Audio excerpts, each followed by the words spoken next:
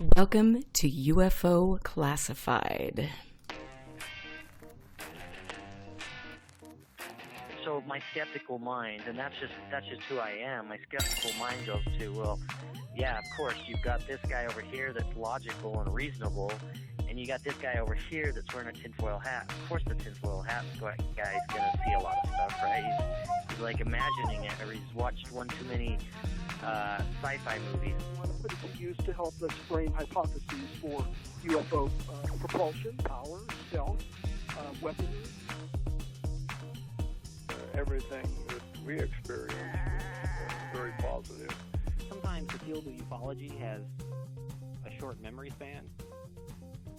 We didn't know anything about the $22 million back then. We just kind of thought, well, this is, and I think that was the reason why they were looking for military-type people, because in the military, you work with whatever you got, no matter what the situation is, and you just kind of adapt and overcome.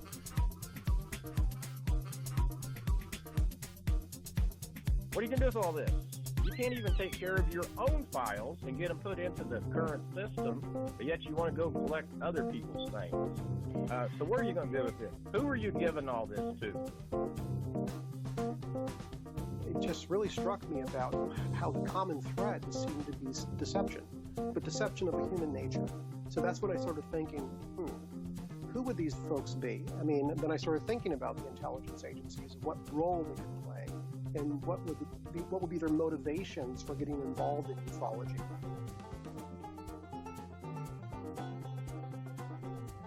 I'm not saying that because the gimbal is not a rotating flying saucer, that means that all the UFOs are false. Not at all. All I'm doing is I'm looking at this one case, these individual cases, and seeing if there's an explanation for those. So try to, if I could ask people out there listening, don't think that I'm trying to attack your entire beliefs about these things.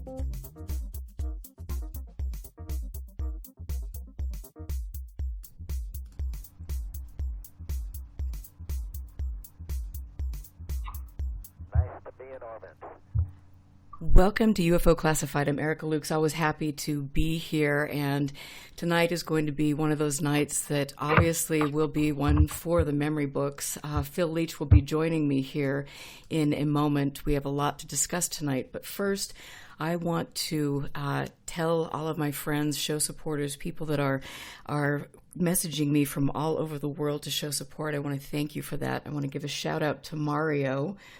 And so I really thank him for all of his help and all of the people that contribute. You mean the world to me.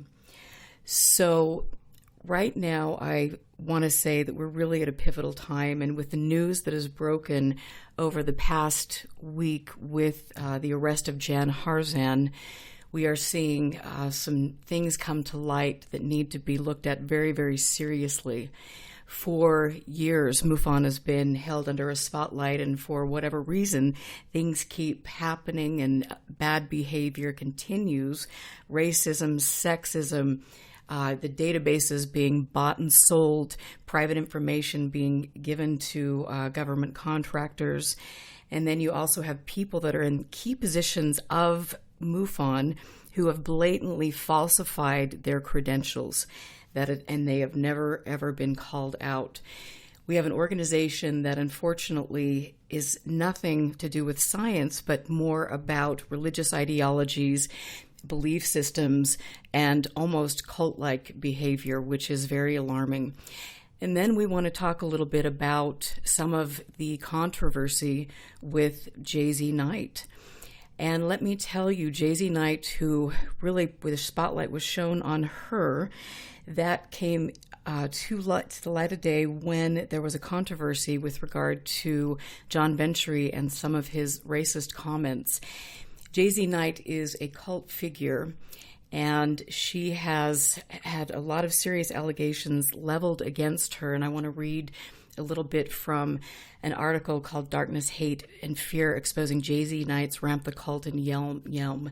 So J.Z. Knight's rules of rape, hate, perjury, and fraud. J.Z. Knight teaches that there is no right or wrong and that people create their own reality. Creating reality means that crime victims are to blame for what happens to them, not the criminal. the victims brought in on themselves through some kind of bizarre karmic needs. Some victims deserve no compassion or help, and not even children fall into that category. So there are some serious implications that were made about during her wine parties at the commune that underage children were raped. You can read more about that, but this is somebody who also has been notorious for, and I want to just say this, I've got to throw this out there to everybody. This show might be very explicit in nature. There are going to be some quotes that I will be telling you, and if you are going to be offended, please understand that I'm quoting things here. But as according to in one of Jay-Z Knight's rants, as she was portraying a Ramtha, a male warrior, she said about Jews in 2011, she said, "F God's chosen people. I think they have earned enough cash to have paid their way out of the goddamn gas chambers by now." This is a person that was on the inner circle for Mufon. So that is really, I guess, when you look at John Venture's statements and you look at other statements, blatant racist comments that have been made over the years, and you look at the fact that, they're just being, nice little public statement, and then things go away, shoved under the rug, nobody's going to worry about it. That seems to be, when you look at the people that are supporting or making contributions to the organization, one has to scratch their head. Now, I have had my own experiences, and for some of you new to the show, I became a field investigator for Mufon and eventually state director. And during that time, I had some very interesting experiences. I got into this thinking it was a great organization and we were doing this for the benefit of mankind. Haha, mankind, keyword there. But, I learned slowly but surely that I had a group of people, and I had a stalker that I was introduced to by Ruben Uriarty. And this person went to several conferences, threatened my life. I had 3 different people write letters on my behalf telling Jan Harzan that I was in danger and they were concerned for me. Ruben was one of those good people that did that for me. Jan chose to drop the ball. Not only that, but he also, the voice of Mufon Radio, Race Hobbs at the time, KGRA, I had, and I just want to give you a little bit of background, I was hosting my own show on KGRA, and I was interviewing a lot of people from Mufon because I was so excited to promote the organization. And in the chat room behind the scenes where Richard Dolan and co. Could monitor this activity, I had put on there that I was going to be speaking at Paula Harris's conference and that I was going to bring her on my show. And unfortunately, Race said some things that were very distasteful. I went back and asked Jan Harzan and Roger Marsh how I should respond to this. And what happened is Race Hobbs called me up and in a 20-minute tirade called me a fucking whore, quote unquote. And I hate to use that word, but it was used against me, and many other things, to which I went back and reported that. And again, nothing. It was like crickets. But worse than that, after all of this happened to me, Lorraine Fenton was alarmed about that. I was on a radio show right after that. And Roger Marsh sent a letter to her basically saying that they had no desire to support me. It's my own business. There was no mention of Mufon not supporting women in roles, which I said they were doing. And that he also said that I had never received the Volunteer of the Year award, which I had mentioned, and I did receive that on stage in front of almost 1,000 people 2 years in a row. So here we have the public relations director coming in and doing this. And there were lots of other things that took place. And as a person who was gung-ho and wanting to promote the truth and wanting to do the right thing and support others, which I will always continue to do, this was a very hard time for me. I reached out to other people. I was not only being stalked by a complete crazy person, but I was being slandered online. And let me just tell you, hate speech is not a constitutional right, okay? Let me make that plain and simple. And that was what was happening to me. So to give you that background, now we've got people that we see very clearly in the organization who are expressing themselves. They are supposed to be representing an organization in the best possible light, but no, are they? No, they're not.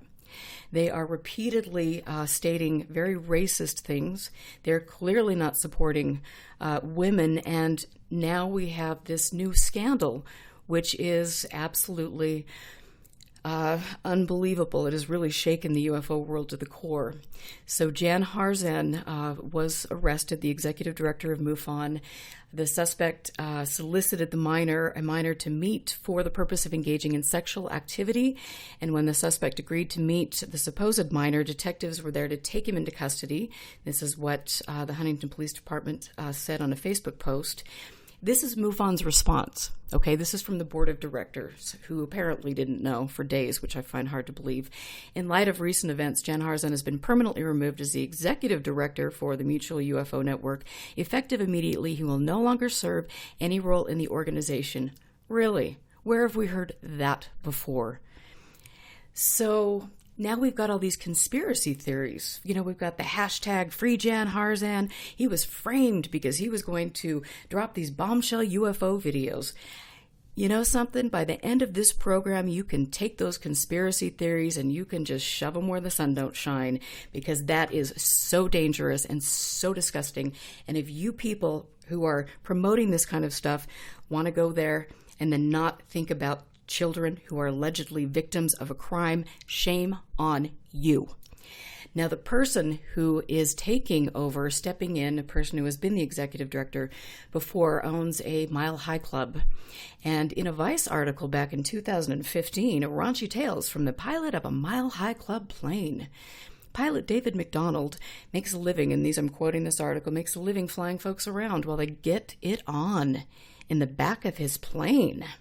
But if you want to have sex above the clouds, all hope is not lost. Over the years, a number of small charter flight services have opened up, offering private Mile High Club flights around the country, running anywhere from $300 to $1,000 per hour, and usually composed of a pilot with a Piper or Cessna, a noise-canceling headset, and a sheet to partition the cockpit from passenger cabin for basic privacy. So, when asked by Vice, how did you end up running a romantic flight service? Well, he says it started as a dare. We were all hangar flying, which is basically sitting around bullshitting about the topic of the Mile High Club comes up. I said, I bet I could sell that. My friend said, man, not in Cincinnati, way too conservative. You'll never pull it off. Well, that was like throwing down the gauntlet. That was in 1991, and I'm still going strong. I mean, the business is so good, we don't even charter anymore.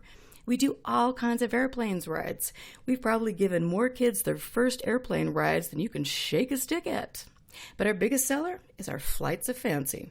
We do not bill it as a Mile High Club. It's billed as romantic airplane rides. You get 1 hour. You get a private curtained-off aircraft. We take you out, take a whole row of seats out. It's filled with big fluffy cushions. You get champagne, chocolate, souvenirs, and a very discreet pilot. And frankly, what goes on behind the curtains is no concern of mine.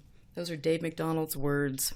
He is the replacement for Jan Harzan, who was just arrested for multiple felony accounts.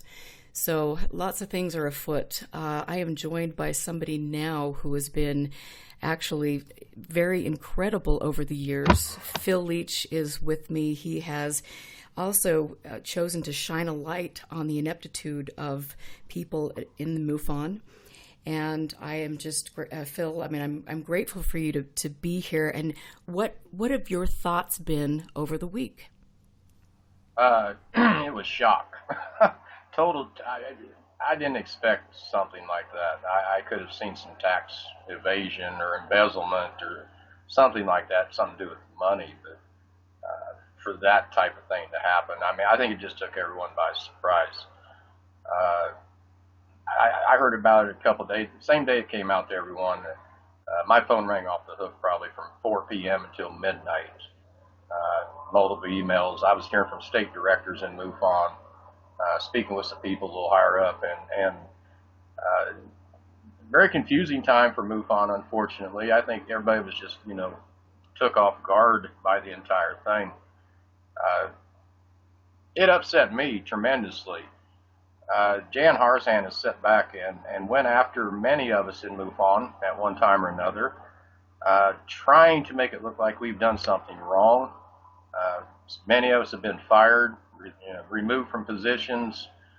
You got a lot of nerve to be committing these type of crimes and act like you're Mr. Good Guy, and then come around and go after other people for things.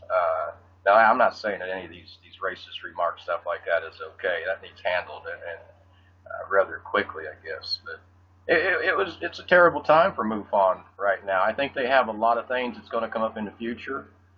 I think the unknowns are possible with this. I mean, we can talk more about that. I think there's a lot of things, there's a lot of possibilities here.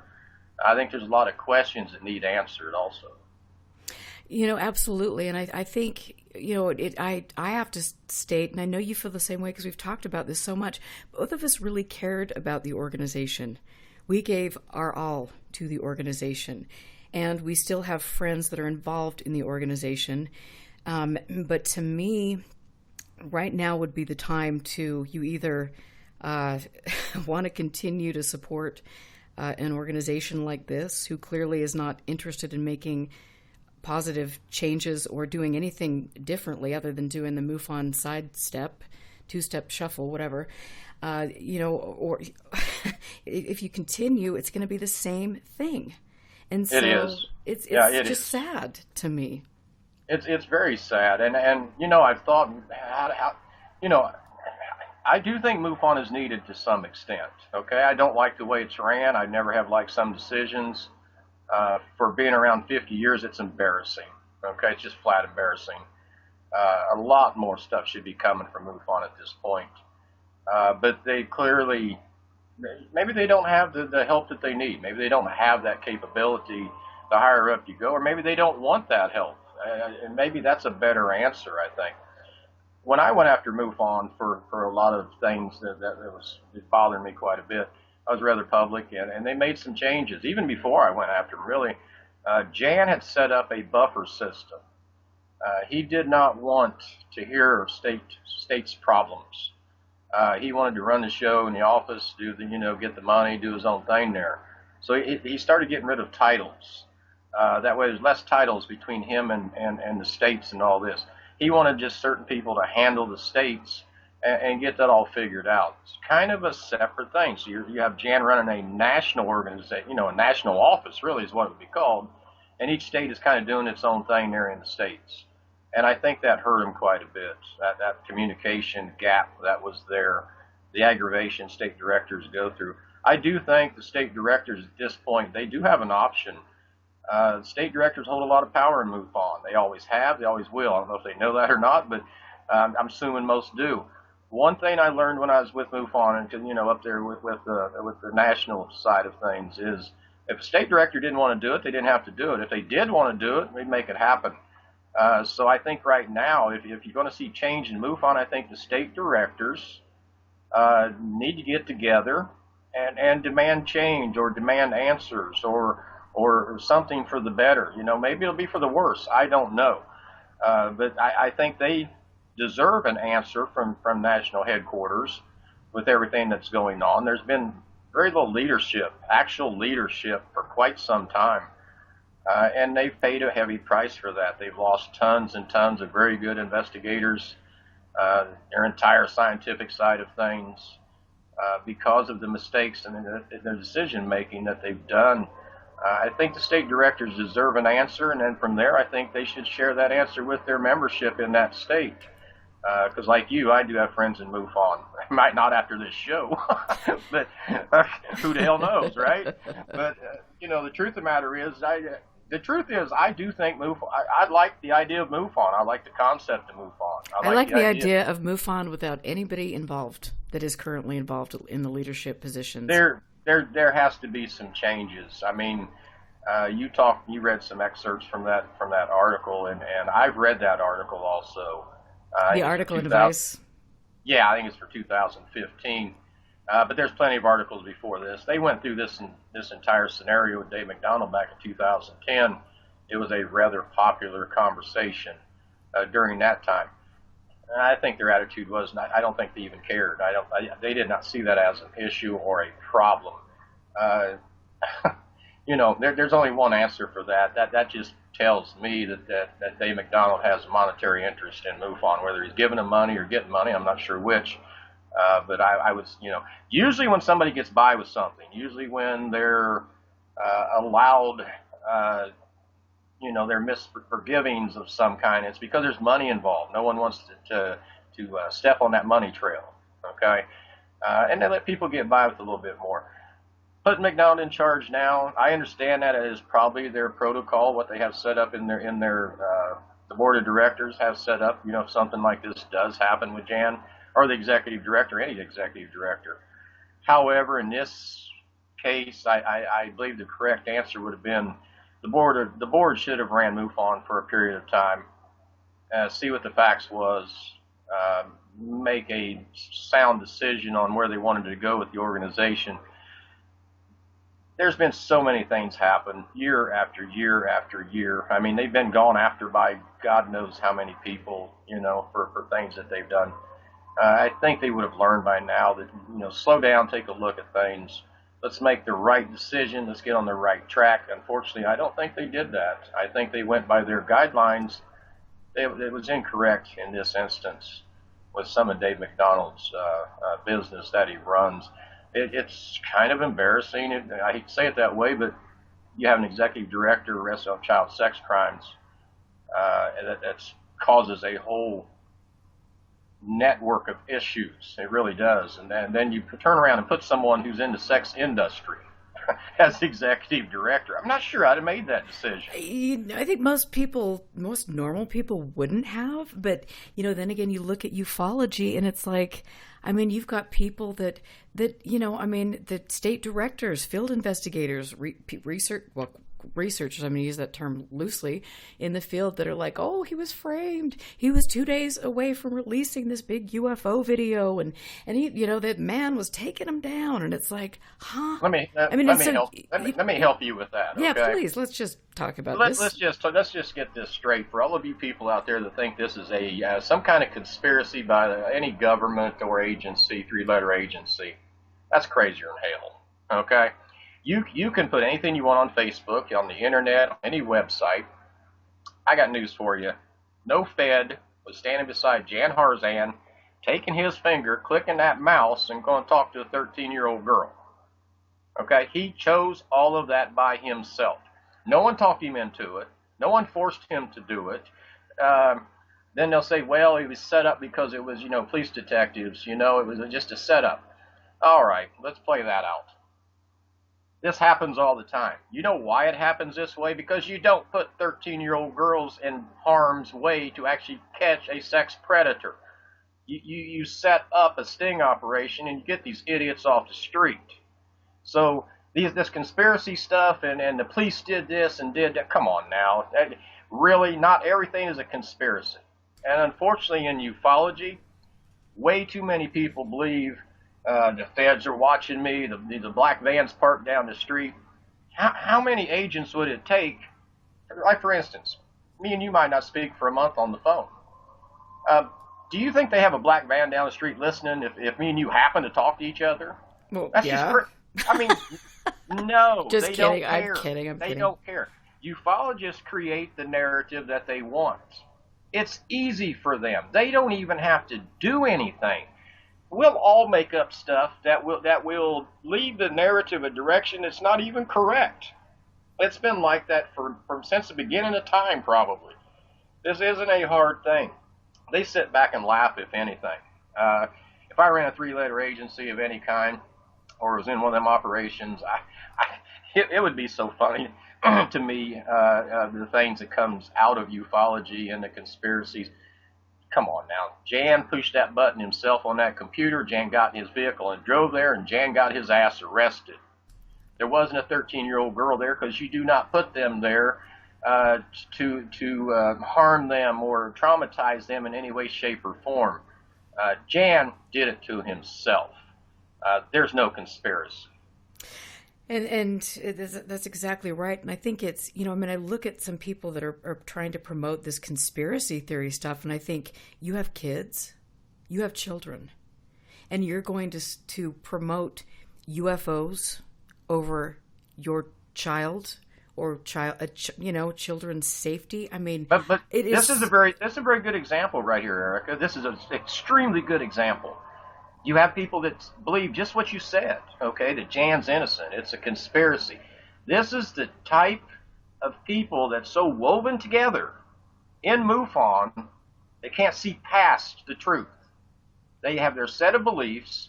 They have that kiss-ass mentality, okay, or else, ooh, I don't get to be state director. Ooh, I don't get to be chief investigator. Or God, I don't want to piss somebody off. They have this mentality where they won't say nothing. They believe anything, okay? And this is why I got into it with MUFON. I was tired of a bunch of their bullshit lies.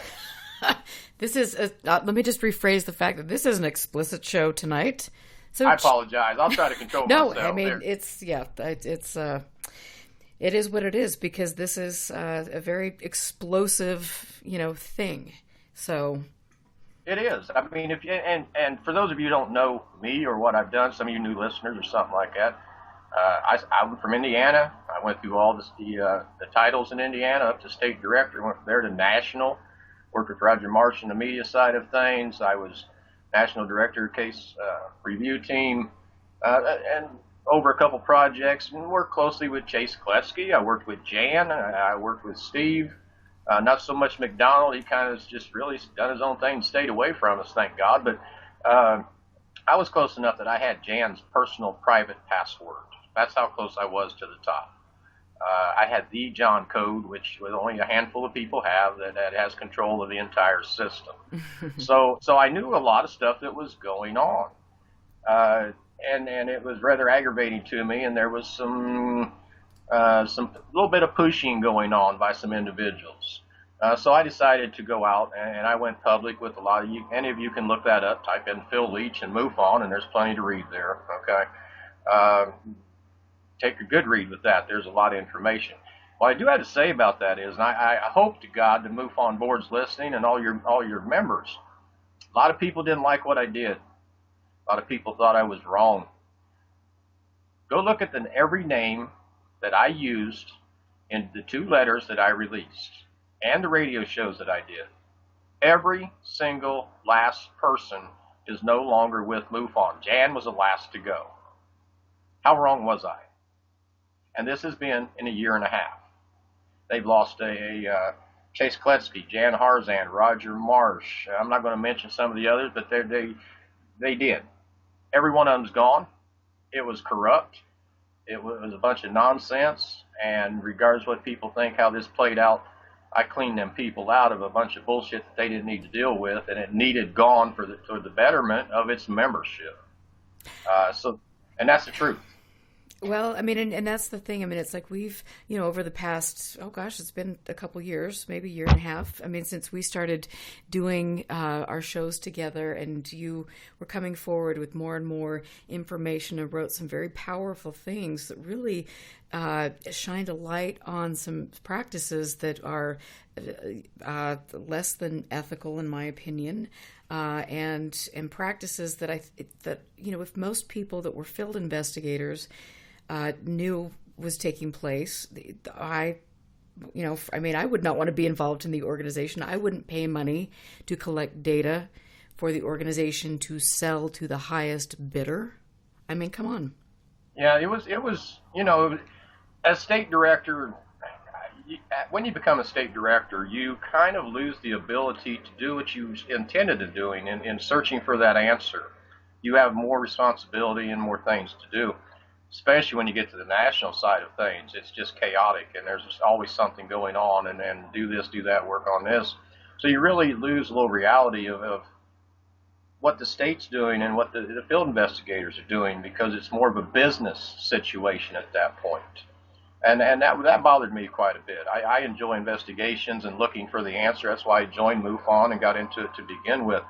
I was unable to do that. Then I found out that in the end it didn't matter. very few cases was used by Mufon at the top level, and those was used for monetary value. All that work, everything that was being done was for nothing. There was no information. You know, they'd lost most of their scientific side of things. A lot of people quit over the racist remarks from some of their members. Some of your better investigators, scientific investigators, resigned. There's a whole group of them. Left them pretty much without the scientific side of things. Now, they'll tell you different on their website all day long. But the truth of the matter was they didn't have that asset to use, period. It wasn't available. It was terrible, you know. There is some things that Mufon needs to be concerned with at this point, probably. And I'm sure they've sit around and talked about this, you know, well, maybe if they're smart enough. When a police department runs an operation like this and they make arrest, you know, they do certain things. First of all, they're going to be very interested in which computer Jan Harzan was sitting at. Was he at home? Was he at the office? And they'll go take that computer. If they have a forensic lab for this, they will go take that computer. And they will look through that computer and see if this has been going on for any length of time with any other children or anything else. And Mufon might not even get that computer back. It could go into evidence and stay there for an extremely long amount of time. I think something else that needs to be looked at, and I think they should answer to their membership with this, and they won't, okay, because it has to do with money, and it's typical of them not to say nothing. But I think that finances need looked at during the period of time he was arrested, and who knows what, with what finances. Who knows? I hate to say it, but did it cost money for anything he was doing? Well, and I think that's a great point. And I think one thing that Elaine Douglas, before she passed away, was looking into, she felt that there were some things that were going on with the taxes that needed to be looked at, you know, and so she was kind of banging on that wall. She wanted to reform MUFON because she knew that data was being bought and sold and different things like that. But it is interesting because you've got, you know, you can look up the taxes, the tax returns for MUFON headquarters, but then you look at, you know, MUFON Orange County, and then you look at some of the other chapters, and it's just like, okay. There's just some interesting threads to follow here. They've what it is, they got, in their mind, they got smart some time ago. They separated things. They separated national MUFON from the states. They separated national MUFON from international countries. And I've said it on another show, they sold Burger King franchises is what they did. If I was state director in Indiana, I could actually charge people that's just civilians that ain't even with MUFON. I could charge them money to join the Indiana MUFON, and that would be okay. So those states that do that, some of your larger ones that do that, they get a fair amount of money from that, and that seems to be okay. It's like they have their own charter almost. And I don't know if they're pay taxes, you know. I know you can't use national. When I was state director in Indiana, you could not use the national tax ID number. You know, if we needed to buy things for a symposium here in Indiana, stuff like that, each state is told you need your own tax ID number. Why is that? MUFON has one. Why would each state need their own? You know, it's a separate entity. They've set it up that way. And it's a shield. It's a shield from national. Jan can actually say, no, I'm not involved with that. But we collect money for everything else that comes to the national side of things. Yeah, you know, and there was also at one point in time MUFON Media, and so there are all sorts of little threads. I mean, I know that people have been digging into this for quite some time. I mean, it's just you look at the whole thing and you just scratch your head, and then you throw in the fact that the organization is 50 years old, you know, and what have they accomplished? Where's their research?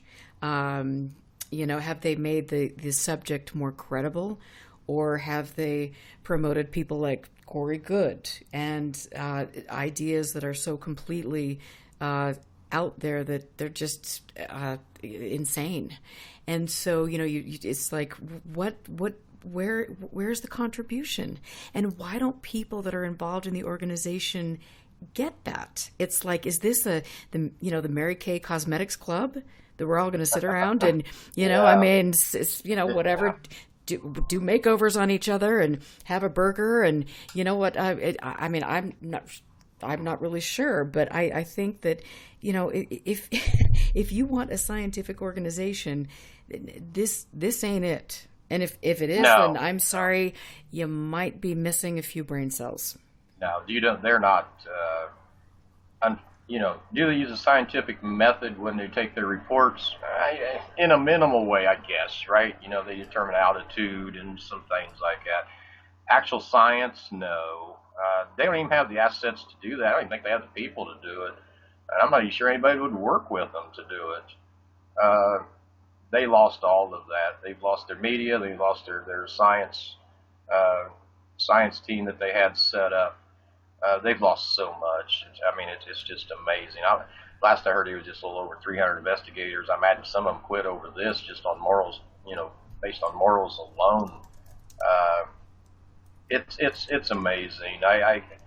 I can't imagine any board making these decisions. Even now, putting Dave McDonald in charge. I understand he's been with Mufon a long time. He probably throws them a bunch of money as a tax write-off. But you don't make those types of decisions. You don't. Somebody in the sex industry that has a history of it that spans over quite a few years, and then we'll just let him run it. No. You can't find someone else, then the board needs to run it for a while. It's just embarrassing. And so let's talk about some of the people on the board. Well, I mean, I've spoke with some of them. Some of them I haven't. I've spoken with Dave McDonald on the phone a couple of times. He's rather blunt on the phone. I ran the case review team. I was trying to look at international cases because he's international director before they just promoted him. So I was wanting to look at cases of interest that was in foreign countries from my position as incoming cases came in. So I give him a call, and Dave McDonald basically told me, he gave me a list of countries that I was to never call or email, ever. Huh? Oh, I'm not kidding. Why? He said that they would get mad if we act like we're getting into their business, and if anyone quits or resigns because I sent an email or a phone call, he would basically have my ass. So there was a whole list of countries, and these are large countries. These are not little tiny countries. These are large countries that literally MUFON had zero control over, and they still don't to this day. Zero control. Who knows what the hell they're doing there? They're using the MUFON name. My guess is they're paying a fair amount of money to use the MUFON name, and they sold a franchise, like I've said before. And here you go. Here's a MUFON name. Here's our database. Here's your passwords, and we're never going to bother you again. So, it made it hard. But you're a franchise, though. You've got quality control. You have a handle on things. You have very structured. I mean, in real life, I suppose that would happen if you're actually running a professional organization. Steve Hudgens is international director, and he can't even get a hold. He can't even deal with some of these countries. He can't call them. He can't even. It'll just piss them off. Dave McDonald doesn't put the word out, and that's how this MUFON runs an operation. It's just so scatterbrained. It's amazing. There's no control. There's literally no control. And as clearly you can see, year after year, they keep having problems and problems. For the life of me, I don't. If you're state director and above, why would anyone have a problem with you? You should be doing your job. You should be doing what you're supposed to do. You shouldn't be putting racist comments out there to where you end up with 50 members of MUFON quitting over it. Or maybe you shouldn't be putting people's prescription drug information in the CMS. Well, maybe so. Or even condoning it is amazing to me. I mean, a lot of this information I brought out, and I encourage your listeners to go read up on some of that on the internet. But, you talked about the cases and some of the people that they back, and a lot of those people, Corey Good and some of those, and during that year they did their symposium in Vegas. And I know exactly why they backed those people. It was the best symposium they had. It was the biggest money maker. MUFON likes money. I don't care how crazy your ideas are. If you're going to make them a dime, they're going to back you. And that's clearly, JZ Knight. Ramtha. You know, Jay-Z Knight, I don't know a lot about. I know a little bit. I know enough that I got mad and I actually resigned over Jay-Z Knight. I called Jan Harzan. I said, listen, I said, I've been in law enforcement. I said, these cult people just piss me off to no end. I can't deal with stuff like that. I don't want no part of it. And I was gone for a few weeks, and he called me up, and he said, so I want you to come back. I said, not as long as you have anything to do with those idiots, no. He said, listen, he said, they give us a donation one time. He said, I sent a couple speakers, James Clarkson and someone else he sent over there, and they spoke on Jay-Z Knight's campus, and they got paid too, by the way. And I said, okay. As he goes, we keep her name on there. And he said, basically for hopes that she would donate again to Mufon. I said, that don't look good, Jan. Why the hell you want her to donate again? I said, you got people quitting over this. You know, okay, let me just restate her quote. 2011, F, God's chosen people. I think they have earned enough cash to have paid their way out of the goddamn gas chambers by now. Just to restate that quote. Okay, that's the inner circle of Mufon. Sweet. Well, and here's the kicker is I went back to Mufon. I was only gone a few weeks. I said, okay, I kind of believed what Jan was telling me. Whether I was gullible or what, I'm not sure. They fired me after I came out with all that information that was going on, behind the scenes and upper Mufon. State director actually called me. He said, listen, Jan goes to those champagne parties and tries to drum up donations. And this was after he told me that he's never heard from her. He has nothing to do with those people. He actually lied to me to get me to come back. And I actually believed him for some reason. And I went back thinking, okay, it was a one-time thing. They don't have anything to do with the cults. He took Jay-Z's Night off the list on the website. And I kind of believed him, and come to find out that none of that was true. So, why would you even think to solicit donations there? I can think of a lot of other professional organizations. Not really. See, I think I guess with the way Mufon's run, it's kind of good point. You look at ufology in general. It would be hard to get donations, I would think, especially in this environment and everything that's happened with MUFON. So if you're looking at Jay-Z Knight, who has millions upon millions of dollars, and they're willing to throw some money towards MUFON, yes, they're going to go after it. But why not make your organization more professional and actually do science and actually teach field investigators how to investigate and give people that are trying to, write the research papers? Wouldn't you try to move that out there so you could approach different organizations that are credible to make the subject better? That's not how they operate. Well, they don't operate. Clearly, but it's like, why aren't people who are pounding on the disclosure door asking these questions? It's like, you want this subject to be taken seriously? Really? I want the state directors to do their job when it comes to national. I'm not saying none of you state directors don't do your job in your own state. Some of you do. Some of you, I don't have any clue. It's not I guess in the end, ain't my problem, but having the inside scoop on how MUFON works on a national level, you state directors hold a lot of power. It's time for you to step up, get some answers, make some changes. If you people want to keep MUFON around at all, because it's hanging on by a thread right now, I mean a thin thread, you guys need to get some answers. I'm not talking about every one of your members wearing somebody's phone out. The state directors themselves need to get together, say, we want to know this, what's going to be changed, and don't give us no little 3-sentence answer, okay? We want to do better. We want things to get better. What is the battle plan, okay? We don't want to wait no length of time. If they're going to make a change, let's do it. Now's a good time. Jan's gone. A lot of those people are gone. Let's get these changes done. But the same core people are still there. I mean, great. Jan is quote unquote gone, like John Ventry, maybe was quote unquote gone. What one would hope, but it's like when you've got the same group of people in there that have been making these bad decisions year after year, how is this organization going to change? Well, in order for it to change, I think you need the pressure from the members. I don't think that it's going to change by me talking on your show. I don't, me and you've done this a few times. A lot of people have done this a few times with Mufon. I think the members, it's time for the members to stand up and say, listen, you guys are ruining what we're building, because your membership is building what they're doing, okay? So I think, don't let it do this. They don't communicate. There's such a lack of communication, it's not even funny. But I mean, we look at when Elaine Douglas was leading the charge to reform MUFON, and we look at the abuse that she received from people that are still actively involved on the board of directors of MUFON and things. And so it's like there was an organized effort there from people, and it's like, so you can, ask for change to happen, but, obviously there's something more behind the scenes.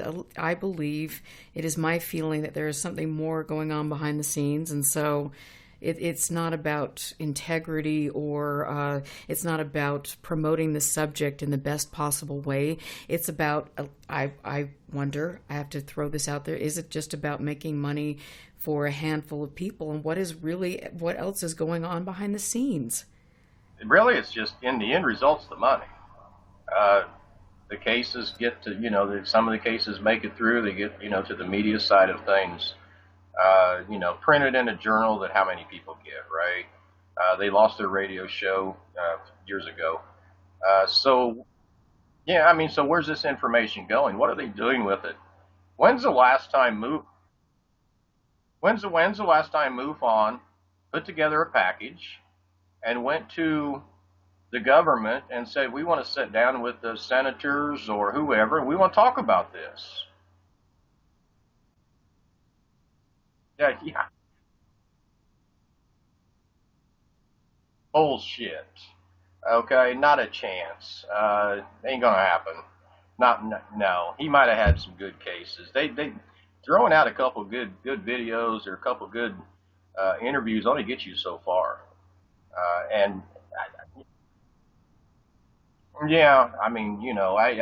As for the board members themselves, I like a few of the board members.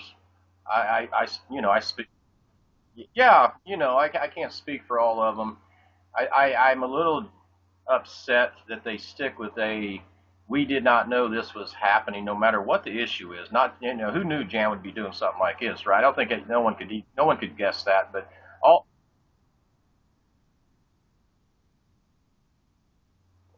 Yeah, it's your typical American problem.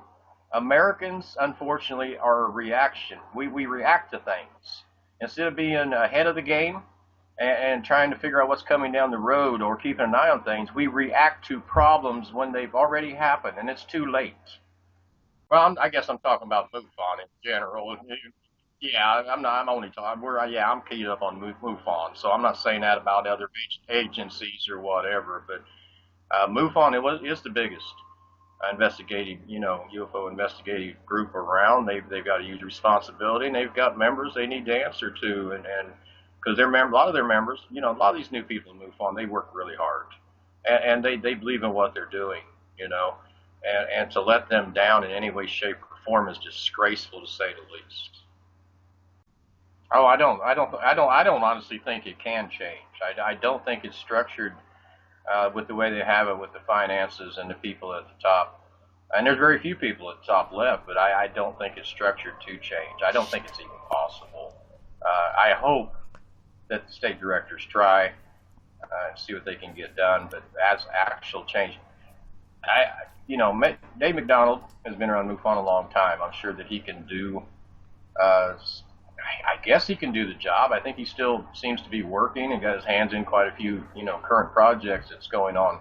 So then I question, how much is he capable of directing MUFON if his energy is going elsewhere? Right, absolutely. And then you got to ask yourself some little crazy questions like, how does Jan Harzan get paid? I'm assuming weekly, bi-weekly maybe, okay? Does Jan have a contract? Right. If he's innocent until proven guilty, do they have to keep paying him till the end of the year? there's a lot of these things that come up. Who's making donations that he's no longer in contact with, and does Dave McDonald have that information? Is he able to proceed with a bunch of these things? There's a whole lot of questions that come out of this. That's just they're going to have their hands full, I think. And then you got to ask the dumbest of questions. I hope they're dumb questions. Is there anybody else knew that Jan was doing this? Anybody? Did they have an inclination that something like this was going on and had been for some time, or is this something new? I don't know, but all of these things are possibilities that Mufon's going to have to deal with, and as these hopefully they don't come out, maybe they will. I don't, like again, it's all if, but depending on how the decision-making process is from the board of directors, and now Dave McDonald's in charge. Dave McDonald sits on the board. So he actually has a vote in all this. So depending on the decision-making process that they use as things progress from this, because, when something like this happens, there's things that comes along with it. Inevitably, there just is. Jan was married. He got to deal with that, too, from his wife, I guess, and his family. And he's getting ready to go make some new friends in prison, going to be singing Kumbaya somewhere or something. But anyway, these are all things that happen as time progresses. I don't think Dave McDonald would have been the right choice if I was a board member.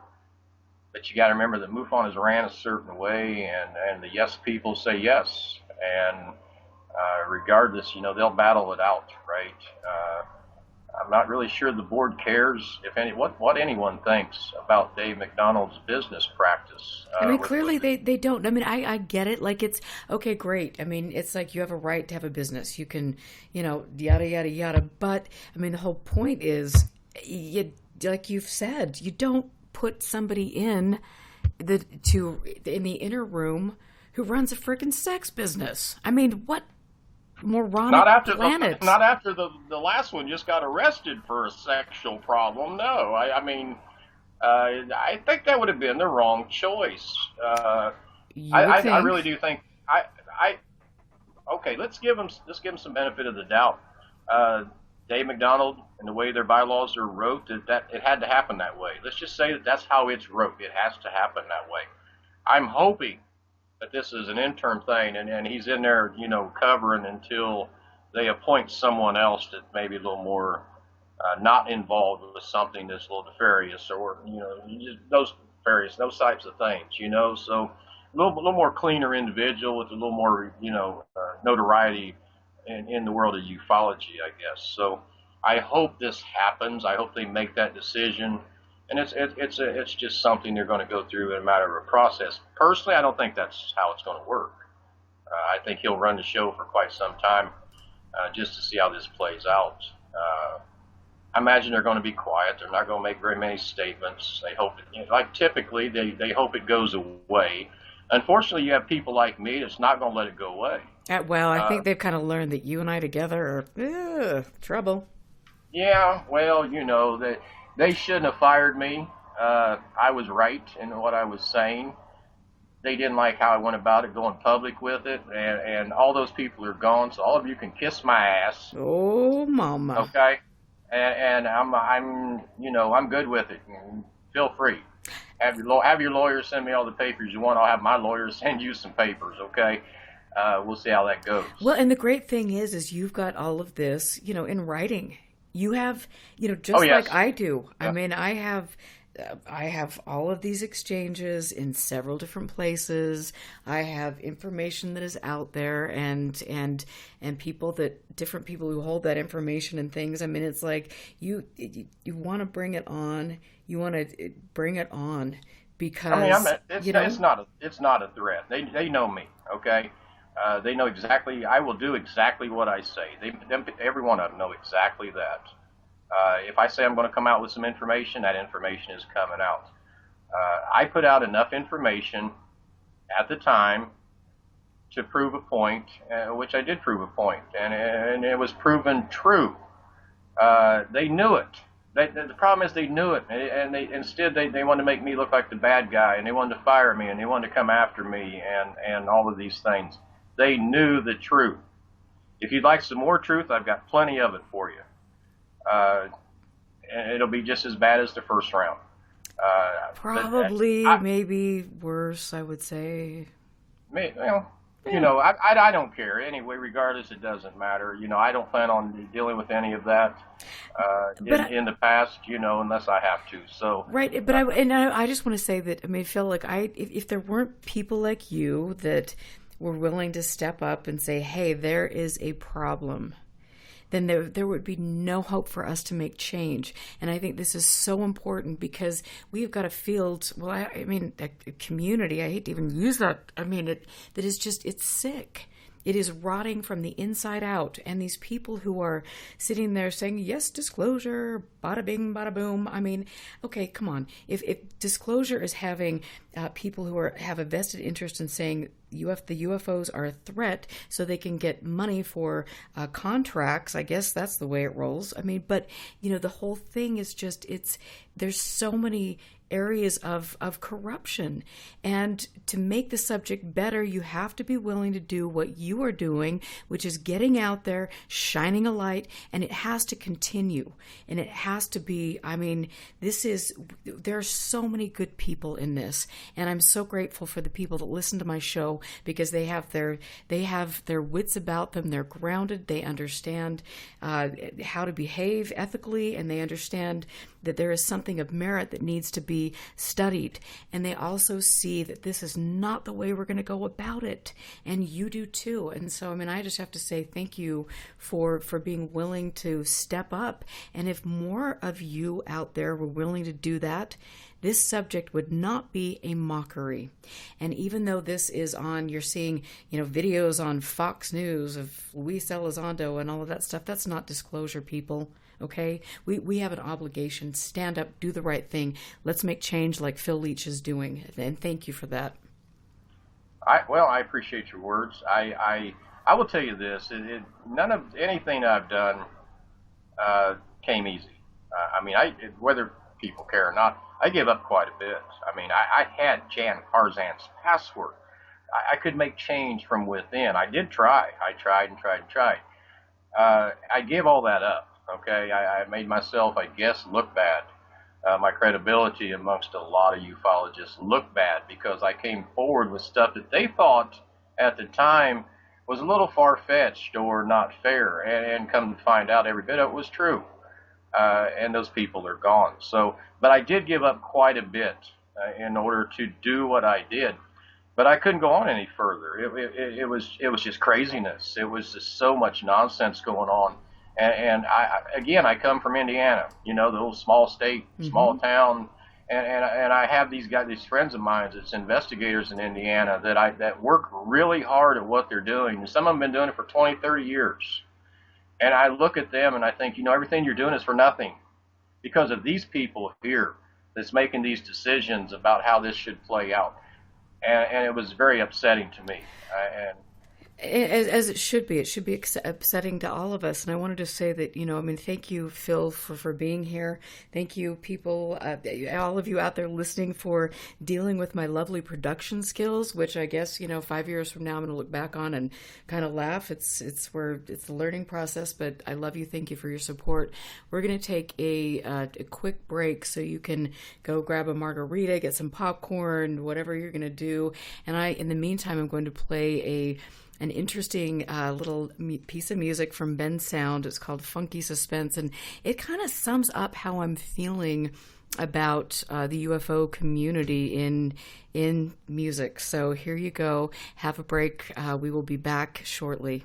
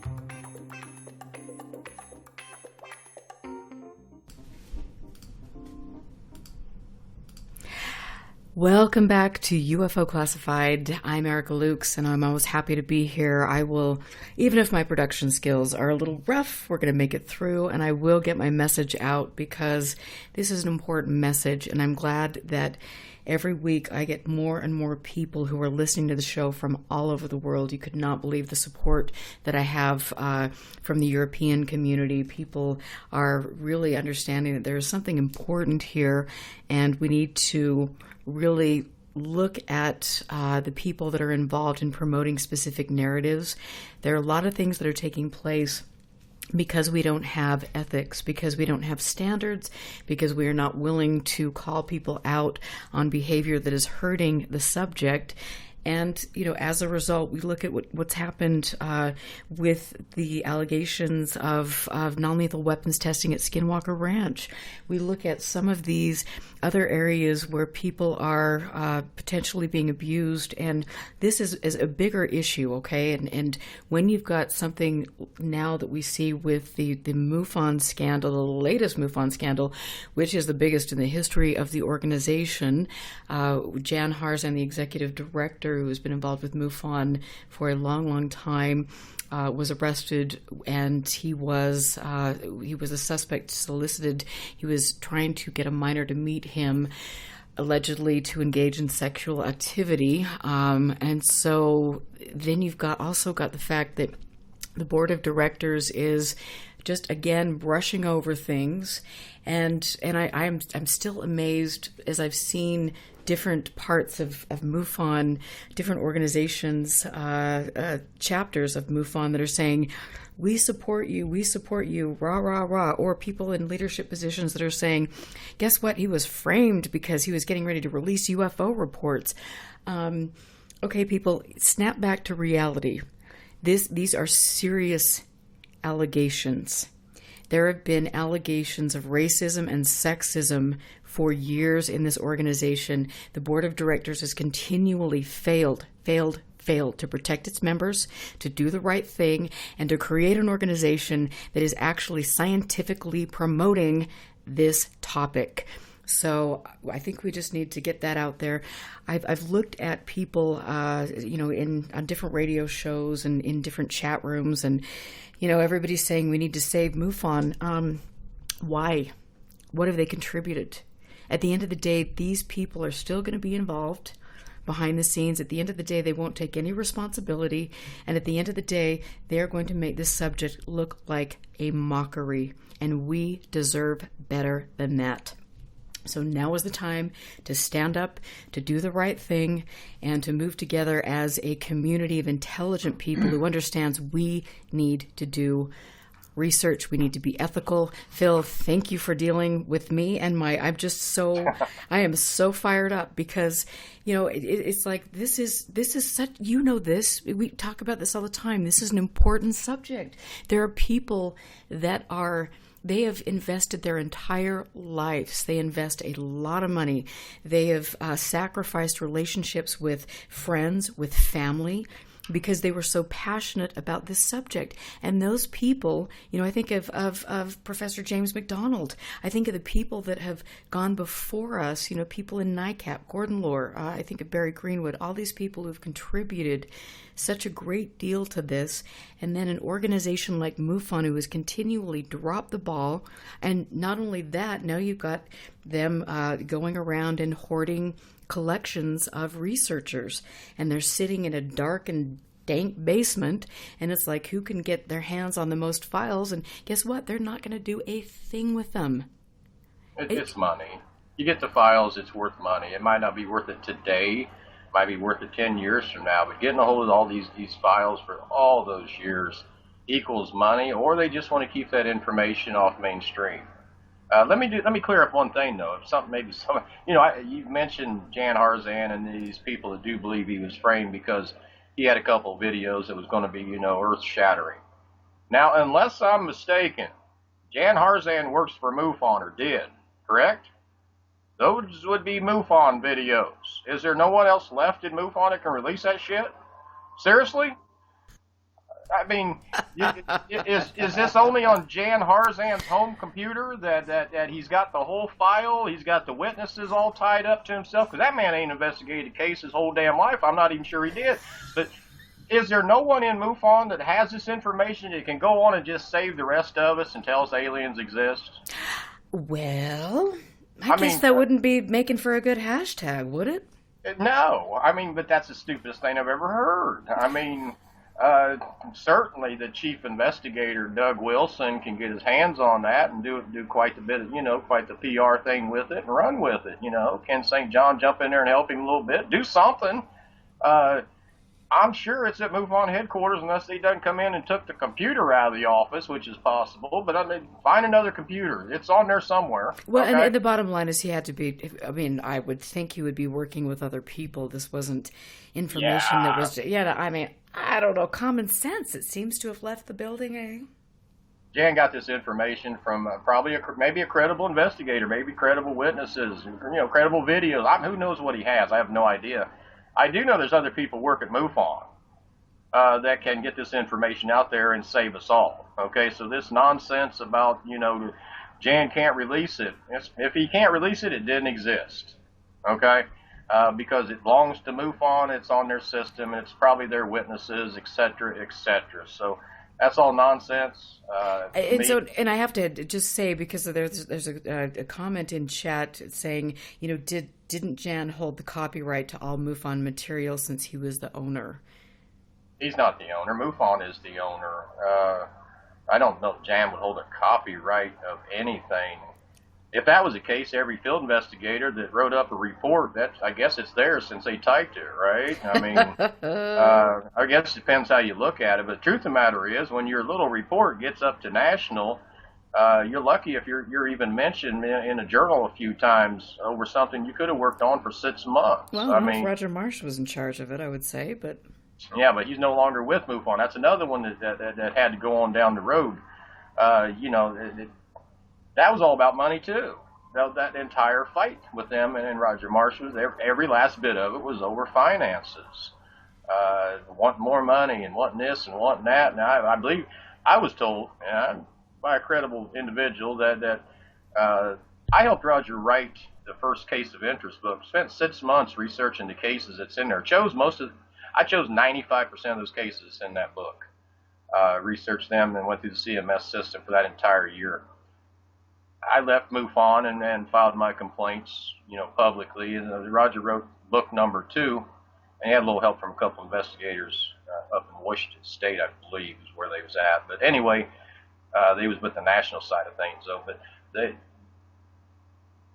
when that book was come time to get published, he actually went to Jan and the board and told them he's going to sell it on Google or Amazon.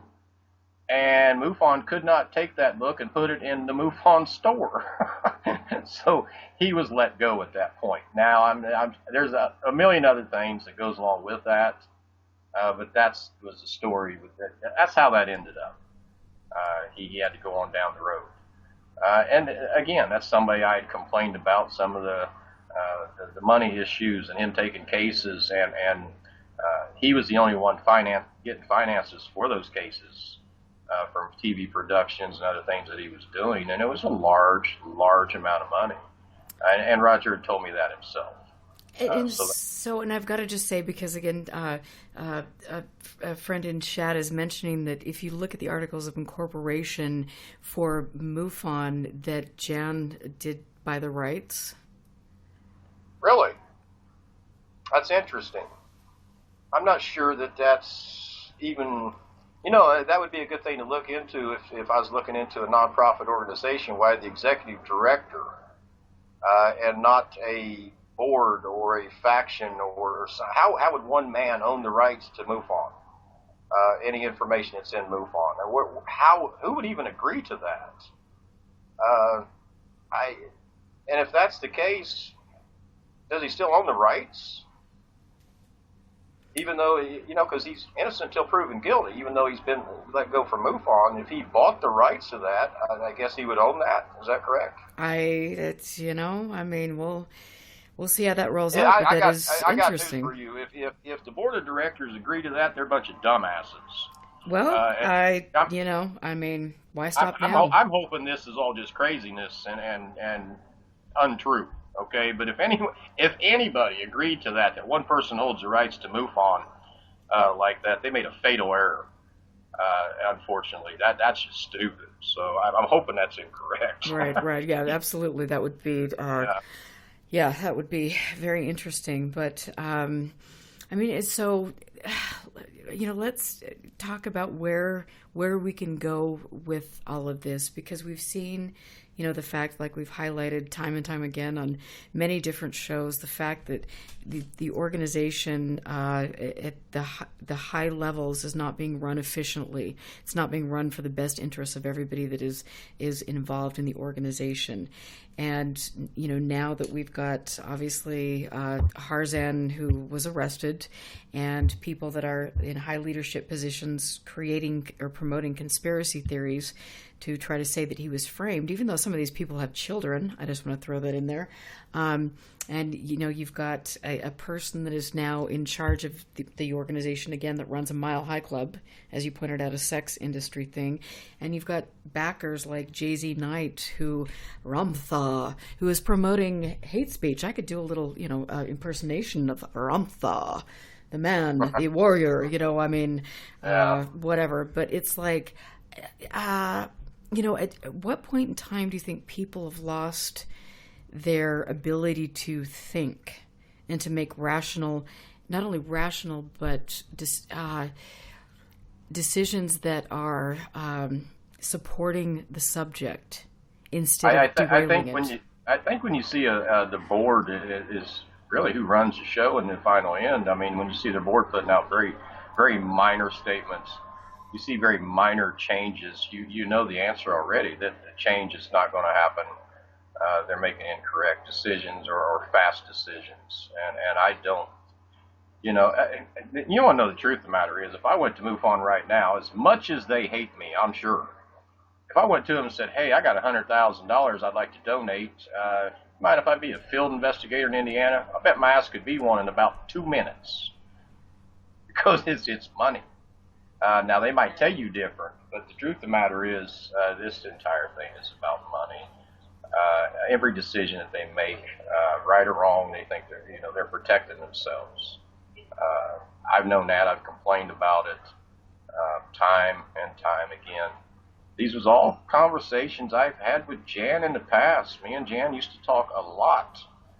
We used to talk about a lot of ideas, a lot of change. I had brought up regional directors, actually, because Mufon was having quite the problem losing people, and a lot of the states didn't have anybody in them, and my idea was to get a regional director that would be over. Now, I'm not saying get rid of state directors. I say keep the state directors, but let's get a regional director over 7 or 8 states, kind of the middleman, someone you could go to, and that guy could communicate with those 7 or 8 states and get them all on the same page, something like that to increase productivity and communication and training and all these types of things. They do try. They have Doug Wilson puts on training seminars that I have never seen one of those. I've heard about them. I guess a lot of members are not very happy with those particular training seminars. They've got a membership person down in Florida that, that's only going to go so far. That's not worked out very well the way it seems. So they do put people in positions, but it's like they just don't follow up with it well. It's easy to get a title. It's actually hard to make something actually happen. Yeah, absolutely. And I want to just say, because I'm thinking about this, over the past few years, we've seen Mufon try to fundraise to get a new website, to do all of these things, to do, and at the end of the day, from my knowledge, Roger Marsh ran the website on was it Wix? It was a platform that I actually was getting into and helping him try to fix some of the things on the website. But there was lots of money that was raised specifically for things like this, specifically for different groups to come in who were involved in social media. That lasted about 2 minutes. And then They also paid. They actually paid a social media person. Yes, they did. And they paid that individual really decent money, and he done absolutely nothing. And then I found out Roger Marsh. I'm not here to bash Roger Marsh. That's not why I'm on your show. But his name came up. So he put things on the website. He put things on their Facebook site. He got so brazen that he wanted paid. If he was going to put a post on a their Facebook page, he wanted paid for that post. I mean, how stupid is that? I mean, how long does it take to do that? But that's how indebted and in money and all this, this wild web. Everything had to do with money. No matter what you did, everybody wanted paid. And that's true. And I just want to say, when I was there, when I was state director and also working, under Jan, trying to make the organization more respectable and different things, they had a handful of people that they did basically a psychiatric profile on. And I don't know if you've ever heard about that, but I did not know yes, that, no. they did that, and I was lucky enough or not to be part of that study. And so they had a group come in and give us questions and do a profile on us, and then tell us what kind of personality we were, and then how we would best interact with other people. And now that I look back on that, that's just a little creepy. Go listen to the shows me and you've done. You pretty much figure my personality out. I don't need no test. Right, but I mean, this was like money, Mufon membership money that was going to do towards profiling people at the top levels of Mufon. That sounds more like a way just to get private information out of someone.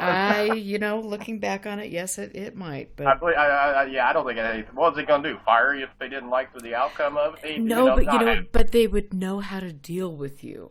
And so they could say, they could look at your personality and say, well, this is Erica. We need to clearly put her in the closet and, put a ball gag there and whatever. I mean, or, this is, this, whatever. I mean, to me, now that I'm looking back on that, it's just like, whoa. I did not know that. Yes.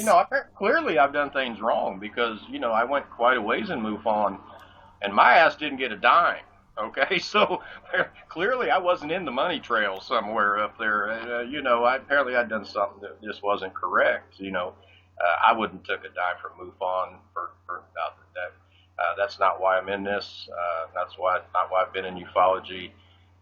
I'm still in ufology to some extent. So the money means absolutely nothing compared to the answer. These people need to make money, I guess, for some reason. I guess Jan needs to get a paycheck, and I don't know. There's a lot of questions. We don't have the answers to the money thing. We don't have that paperwork. We don't have the money trail. I know that you can get, if you're a nonprofit organization, you can look at other nonprofit organizations and see how they do when it comes to end of the year books. So I have friends who can actually go in and look at MUFON 2 years back and see how much money they had in the bank at the end of the year, what they're reporting, and what their expenditures was. And it's very minor. It's not extremely detailed, but there's, it shows what everybody's wages and stuff like that. So you are able to see some information on MUFON. And I have had that information a few years ago about some of their finances. I was able to see Jan Harzan's beginning from the day one when he was executive director. He took zero pay that year, all the way up until the year that I was looking at it, how much that he got paid and how much they spent and all these things. And I think it's interesting, and I wanted to note, when you're looking at tax returns, you really have to look at the other chapters. Not just, No, there is no. I'm guessing there's no tax returns. There might be. Orange County. There might be some tax returns with other chapters, I guess, if you have the tax ID number and some things like that. I guess that's possible. It'd be impossible to track. I mean, to be honest, if you was in a very large state with a lot of members and everybody was handing you X amount of dollars to come to a meeting per month, typically, that would be hard to track. I'm not saying anybody's doing that. I have no clue. I've not heard anything. It's a possibility. I hope not. I hope they're doing the right thing. Well, and I mean, and I think when you sell franchises that you're not controlling, that does leave things open. And we've heard, each chapter runs their chapter differently, and there are some chapters that make a lot of money, and that's great. And people should be compensated for their time, absolutely. Yeah, they should. Instead of just should. the top four. But are these chapters making money, and are they paying taxes on that? Are they non? I mean, there's so many questions, and there's so many loopholes that people can slip through, and it's just like you don't, even if you're pushing off things to that was that chapter, they can do what they want. You don't. No. Do you think McDonald's does that? I don't think so. I think it hurts us all. That people don't realize that what one little chapter in one little state does, if it turns out bad, i.e. the Jan Harzan recent thing, or anything I've bitched about in the past, or the John Ventry or Ken Pfeiffer, any of these idiots. So one little thing can ruin it for everybody for quite some time. I mean, the Jan Harzan thing is going to set back. It's not going to set back ufology. Ufology goes on, and I agree with some people that one man's mistake doesn't ruin it for everyone. Okay, there will still be states that will operate just fine. They've got good leadership, and they'll still do what they're supposed to do. However, in the public eye, and even your witnesses, and these people, they do use the internet. They do Google Mufon, to find out who to report a UFO to, and guess what's going to show up first? So I mean, yeah. So it does impact everyone. It impacts the other organizations because you get a bad taste in your mouth, going, "Oh man, what are these people about?" You see these things that's going on. If they would just slow down, make the right decisions, make some sound decisions about the future for themselves. They could have fixed these things a long time ago, long before me, long before you. They could have, if they wanted. It could have been a very, very good organization. They've turned it into something else, unfortunately, and I don't think they can walk it back at this point. And when you look back historically at the organization, has the organization ever contributed to the field? I mean, I have a wonderful library, a wonderful archive. Thanks to a lot of people who have contributed to that over the years. I want to give a shout out to Rich Vitello, speaking of, but I've got, Mufon journals going way back, and before it was even the Mufon journal, but you look at it, and there was a bit of integrity, but, there was always this kind of, you've got integrity, but then you've got some of these things that are put out there that you just think, holy cow. Oh, I've read the old journals, and some of these, I've trained a lot of field investigators, and I've spoke with a lot of people across the United States in ufology, and I speak with some people, and some of their beliefs are out there a little bit, okay? And I tell them, I say, listen, I don't have to believe in what you believe in to be a ufologist or an investigator. I need to be an investigator and investigate what I'm looking at and come up with some type of decision. So if you believe in reptilians living under your basement, that's fine. I don't have to believe that. All I got to do is look at the facts, look at the information, and come up with some idea. And investigators, a lot like you was talking about some of the occult things and some of the things that they talk about at these MUFON meetings. That's wrong. That's extremely wrong. We're investigators. You need to investigate. And don't throw your belief system in to your investigations or make your members believe in what you believe in. That is not your job. Your job is to be an investigator. And if people can get past a lot of that and all this nonsense, they'll do a lot better at what they're doing.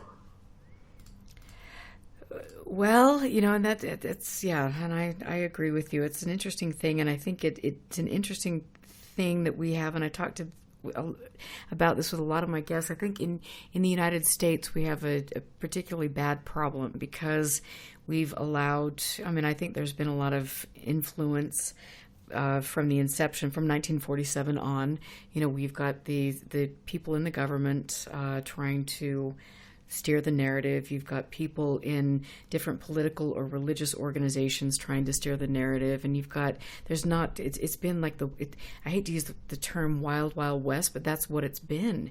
And when you're looking at this from in your outside of the U.S. and you just look at all of this and you look at Mufon and you think, what is going on?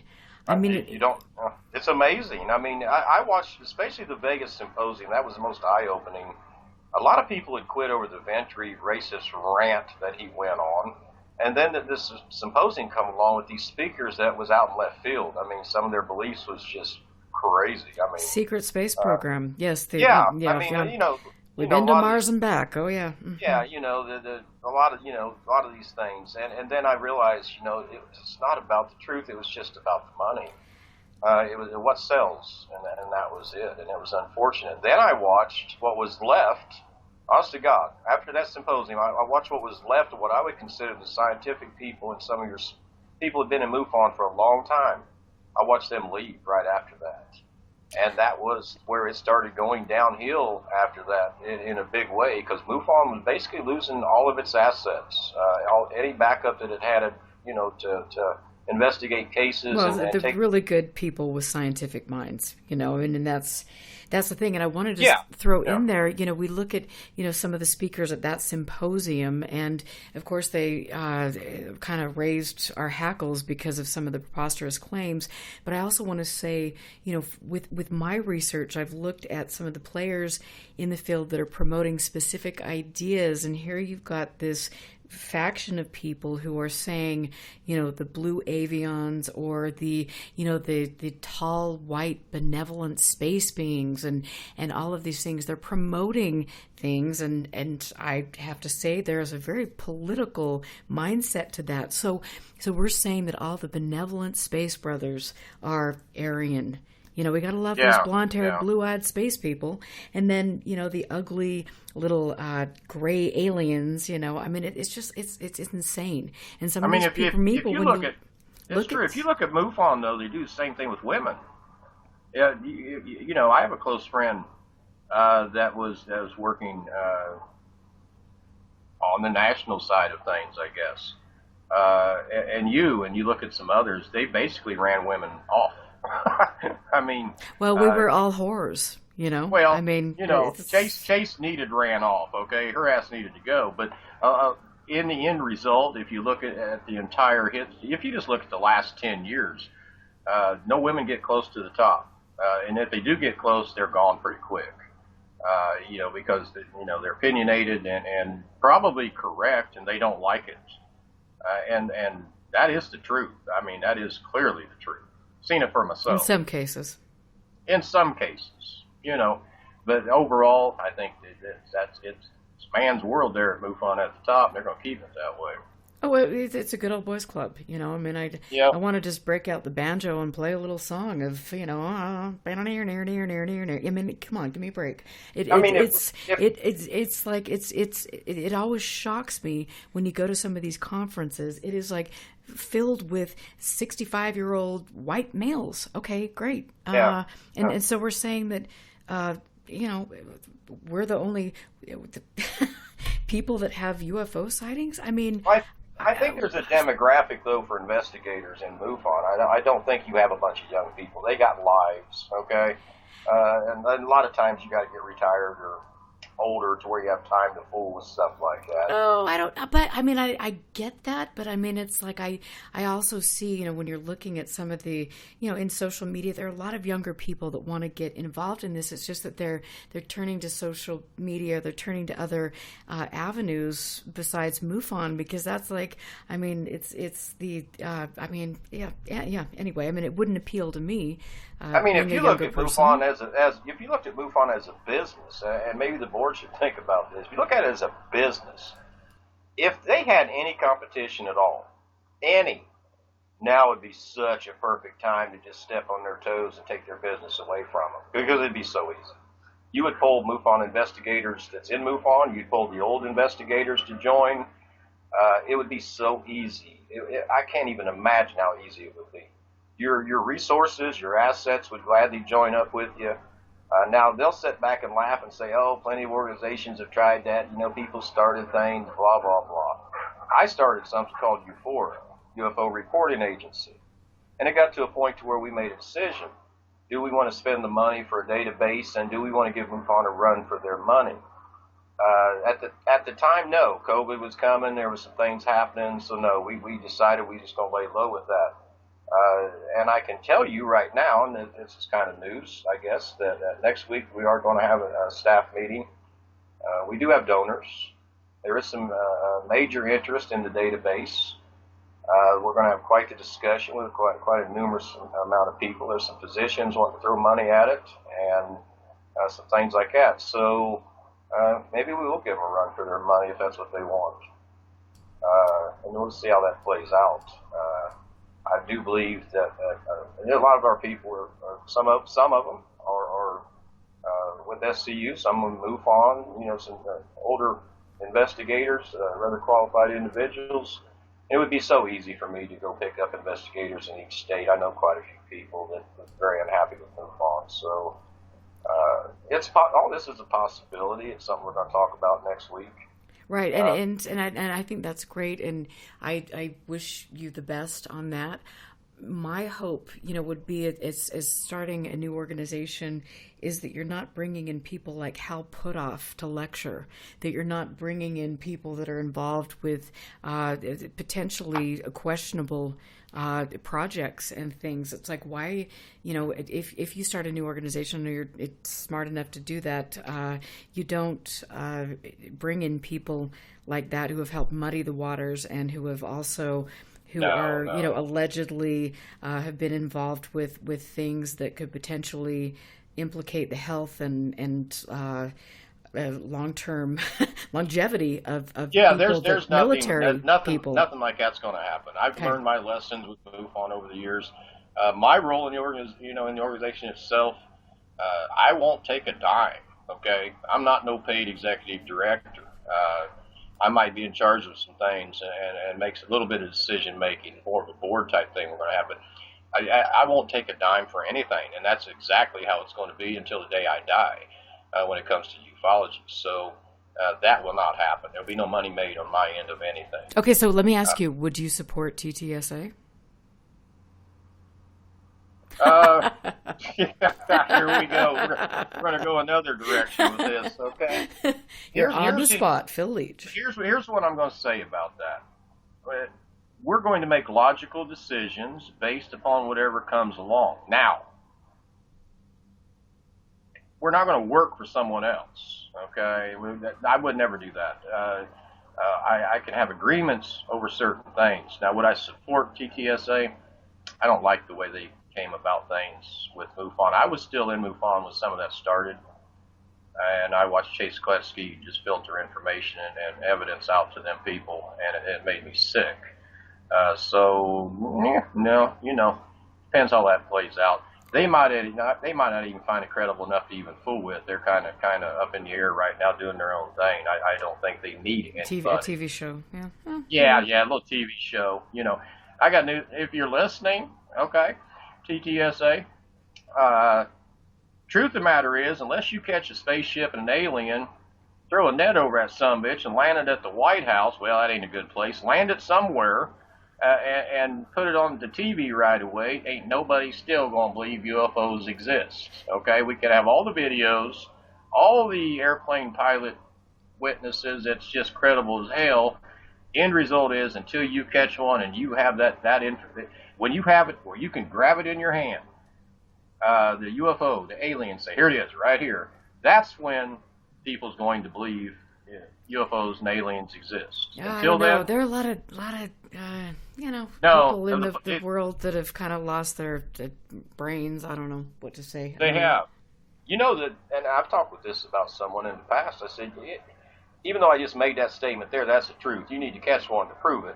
However, I do believe that over the years, that I've talked with people in general in the area I live in, and most of these younger people take for granted that aliens exist. They've been conditioned with TV and internet and this and that. I don't think it'd be that surprising to them. Like it would be the older people, like, damn, I knew it, that's kind of strange, scary. These younger ones, you ask any of them, yep, they exist. There ain't no doubt about it, and they're good with it.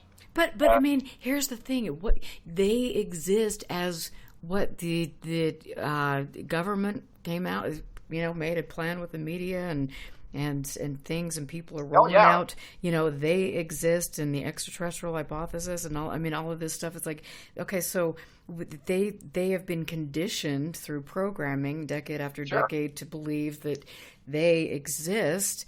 And so, and it's just like, and I want to just throw this out here because I think this is important. It's like, you look at, an area like Skinwalker Ranch, who for 2 decades, you had somebody that built this myth up or played upon the myths of the people, the ideas of people in the area. Very important ideas. And then you've got, they've created this place where it was like, okay, we've got everybody convinced that what is happening is a UFO sighting. So if somebody gets hurt or injured or dies of cancer or does, all of these things, it's like, well, it's a UFO. And so which is really, really dangerous and stupid. And so, what have we done that in the field of ufology? Yes, I think we have. I think we've conditioned a new generation to say, "Oh, dang, it was that pesky UFO. That's the threat. Yeah. That's who's giving me radiation poisoning, or that's who's doing A, B, C, and D." And so nobody's going to look any further. But that is so freaking dangerous, and that is what the UFO community is like now. And younger people have got to get a grip.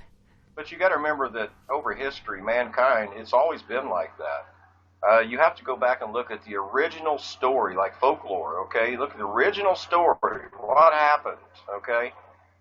And the narrative has changed as we evolve, even year to year, or 10 years to 10 years, or whatever that is. So how does the story fit today? Okay, so when the new story comes out, like To the Stars Academy puts something out, or even this scandal with Jan Harzan, it changed the narrative, didn't it?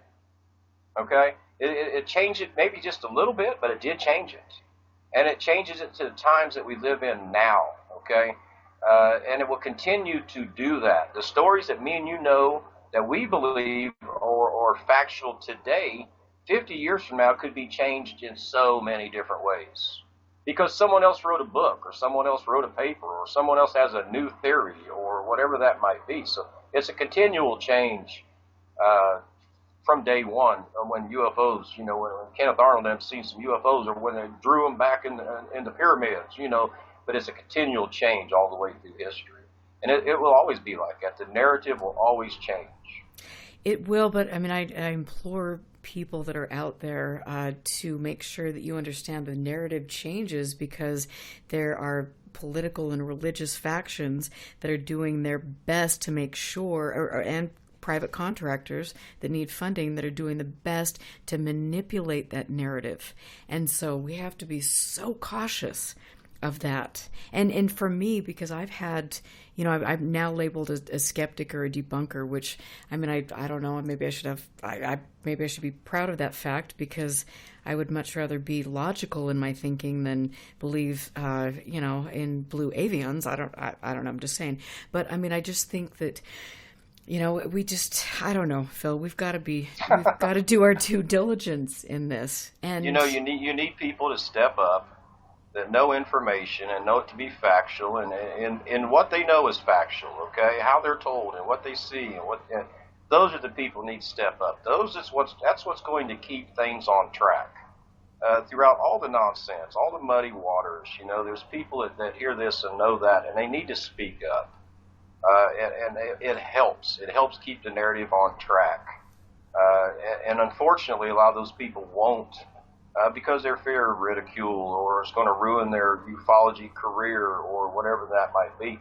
I did it. I ruined myself, I guess, in ufology to some extent. And thank you for doing it on my program time and time again. Yeah. So, but yet it changed the narrative with Mufon, didn't it? With as an organization, not necessarily ufology, but as an organization within, it changed how things was going, and it was needed change. If I didn't speak up, these things would have kept going. Other people need to speak up. Yes. about things that is wrong, or they know, and and they just don't want to do it because they don't want to lose that title or don't want to lose that power of some kind that they might have. Well, you know what, and I understand, it's not an easy thing. I mean, given what I've been through over the years and the death threats, and I mean, you would not believe, since I announced I was going to do a show on this topic in the past week, the messages, the phone calls that I've received from people telling me to back off because I could potentially be in danger, my family, yada, yada. I mean, just the intimidation Send tactics him to my and house, things. Erica. Tell him just drive on over. I'll be waiting for him at the front door. Yeah, luckily for me, I've got backup like you and Chris. I mean, different people and a lot of people that are protecting me. But it's just insane to me. It's like I get it. You and I are out there, and. Did they really think I wasn't going to show up on some radio show somewhere? You know, what? Seriously. I don't know, but I mean, you would. It's like I said. It's just like it's been insane to see people telling me to back off and different things, and it's like, back off. I'm telling the truth. The truth is important for all of us to move forward. That's what I told you when me and you talked, wasn't it? Did I not tell you that? Right, yep. Me and you talked about this, and there was concern about what we say and how we say it and how it would be took, and we had a little conversation about that, and I told you, listen, we go and we say what we know what we know as the truth, okay? If it's something different, please come forward and tell us. Everybody would love to hear it. If we're making statements that's incorrect in your eyes, come forward and say it. Type something up, put it out there, okay? Because if not, people's going to believe what they want, aren't they? Yeah, and unfortunately too, I want to say, because I've witnessed this, firsthand. That people work behind the scenes to try to discredit, people and do some really nasty things. I've been a victim of that time and time again, and I'm just amazed. And I want to just again kind of stress that for people in the UFO community, I know you've got your First Amendment rights, and you think that hate speech is freedom of speech, but that is not the case.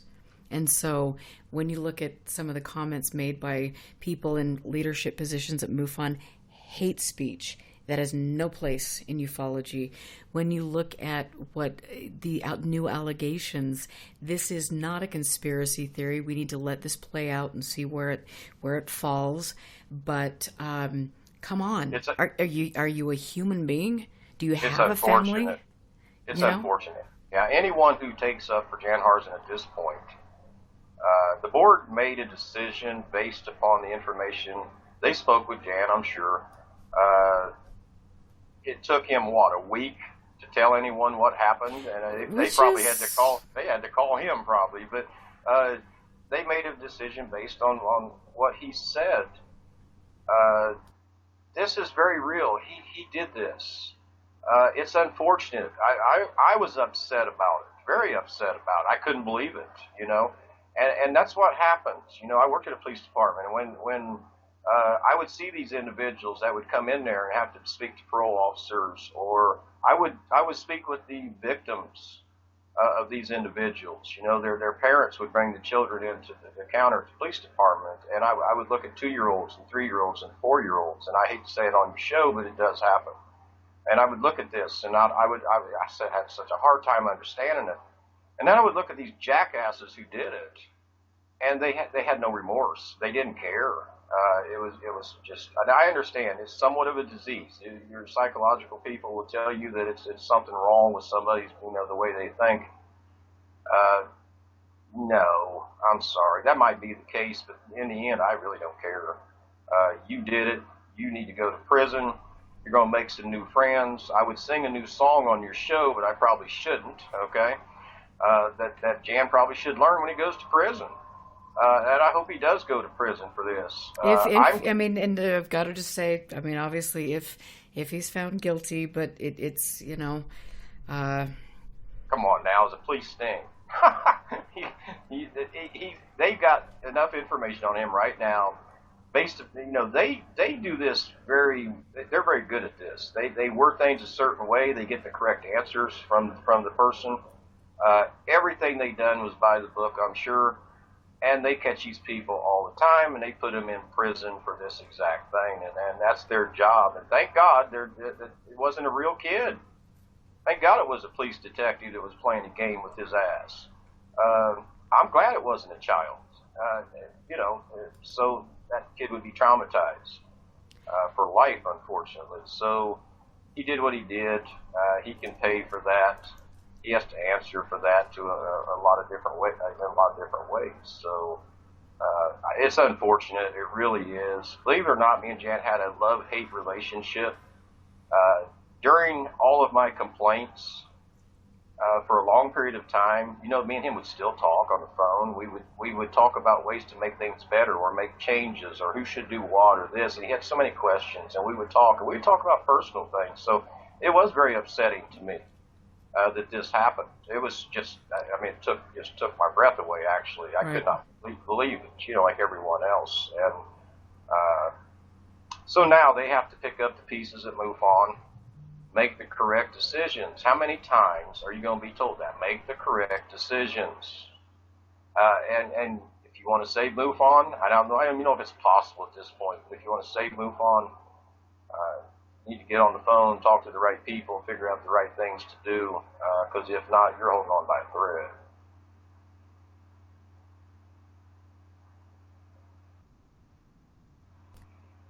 And that's the thing. It is in reality, in a normal place where people, are professional.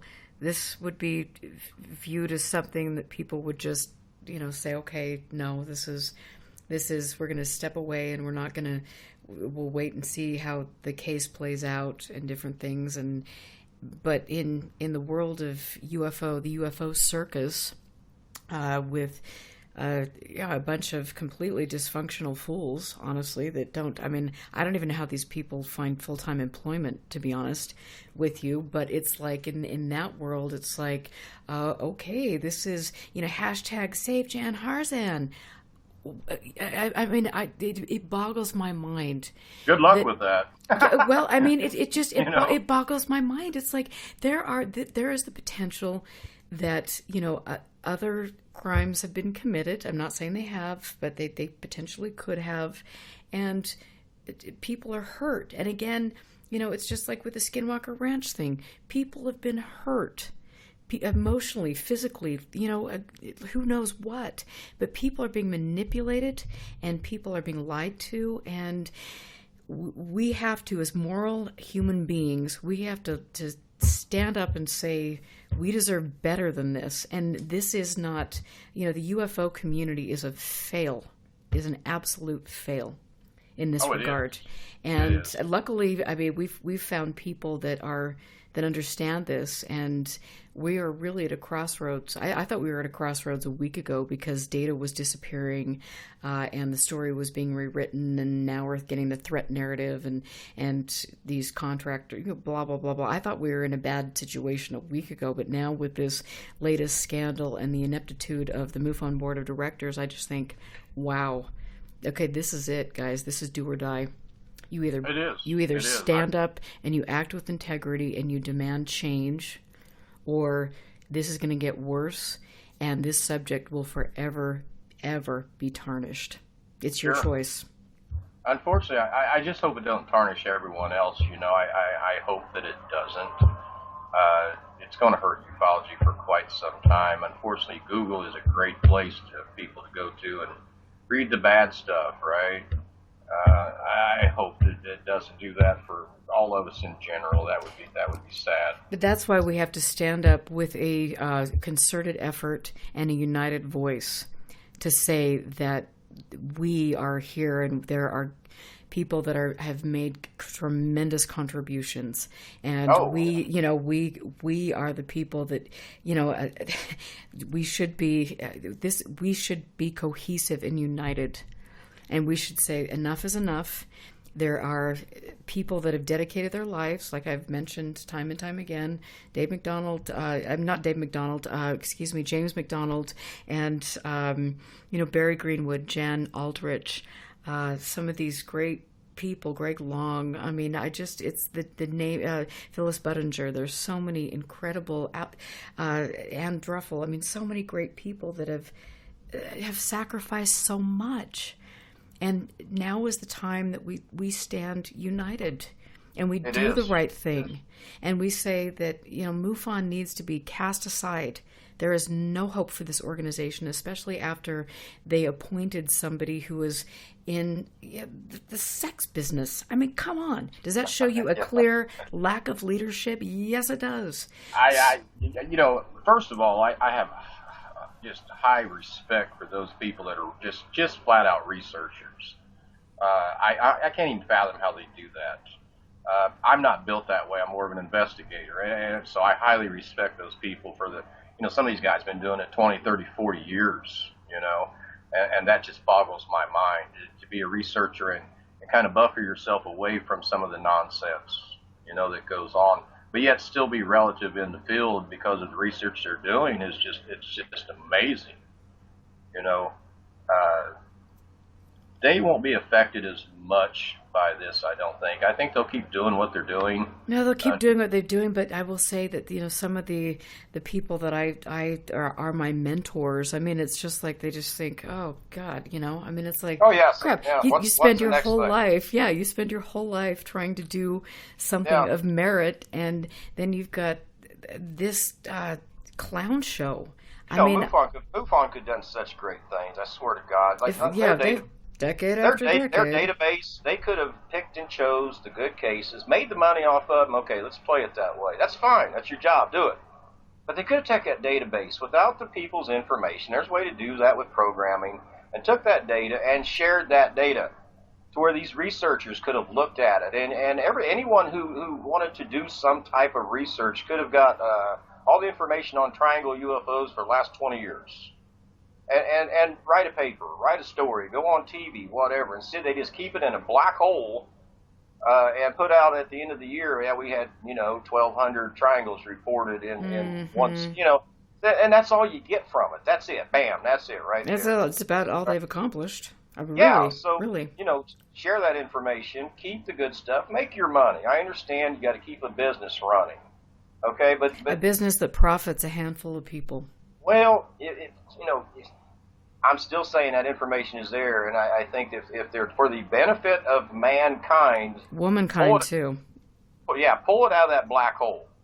Okay, do something with it. If you're not going to do something with it, let other people come in and research that information and maybe get some answers finally. 50 freaking years, really? That's amazing. So right now you're just taking information and you're putting in a system that is. It's so bad that Mufon has it set up that here in Indiana, state director can't even look at a written report, a full report that's wrote in Illinois. Can't read it. You can see the initial case information, but the Form 30 that's filled out by the investigator. So the state director in Indiana could go to Illinois and see a tiny bit of what was reported at first. But the findings and all the information that's in the Form 30, that person cannot see another state's information. That's how bad it is. Well, I mean, and I guess, if you look at it the other way, it's like when you've got field investigators that are entering in people's prescription medications for other people to see and different things, and making determinations on the mental health of people when they're not even trained professionals. I mean, it's like, there is nothing that can be salvaged of this. And I mean, I honestly want to say, I support the great people that I've known and that I've had the privilege to become lifelong friends with. But at this point in time, start your own organizations. Make this a grassroots effort. Do things where you're not involving a whole lot of people, and let's move forward. But for us to try to sit around and say how we're going to save MUFON or who's going to be the next executive director and yada yada bing bang. I mean, it's like, come on, it's done. This is a dead horse. Let's move on. Let's do something positive, and let's make sure that we support support people in the field, that we are not allowing bullying, abuse, intimidation, racism, sexism, and for the love of God, let's make sure that we are not turning a blind eye when there is the potential that criminal acts are taking place against children. Come on. Oh, yeah, agreed. And I think something, Mufon better look at their new executive director and his business. I hope no stories come out in the near future that's going to put a bad light on that individual. I'm not sure there is bad stories, but something to look forward to if it is. So, everyone has something to say about everything. A lot of people are wrong, but they got to deal with this as it comes down the road, and I'm afraid some things will come out. They will. It all comes out in the end.